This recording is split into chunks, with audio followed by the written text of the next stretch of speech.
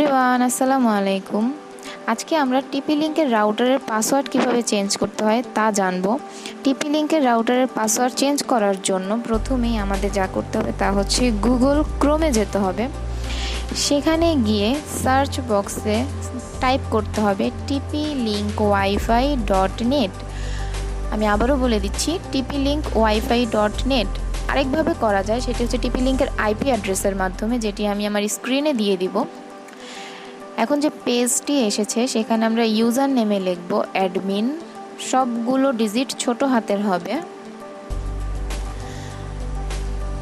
পাসওয়ার্ডেও আমরা অ্যাডমিন লিখব এবং লগ ইন করব। আমার এই পাসওয়ার্ডটি সেভ করার দরকার নেই, তাই আমি নেভার দিলাম। আপনাদের যদি সেভের প্রয়োজন হয় আপনারা সেভ করে রাখতে পারেন। এরপর আমরা ওয়্যারলেসে যাব। ওয়্যারলেসে গিয়ে ওয়্যারলেস সিকিউরিটিতে যাব। সেখানে যাওয়ার পর আমাদের যে নতুন পেজ এসেছে সেখানে আমরা যাব, গিয়ে দেখব ওয়্যারলেস পাসওয়ার্ডে আমার এখনকার যে পাসওয়ার্ড সেটি দেওয়া আছে অ্যান্টিভাইরাস। আমি এখন এটি চেঞ্জ করে দিব, তাই আমি পাসওয়ার্ডটি রিমুভ করলাম। এখন নতুন পাসওয়ার্ড দিব। 1 থেকে 7 পর্যন্ত ডিজিট নিলাম আমি এবং সেভ করে দিলাম।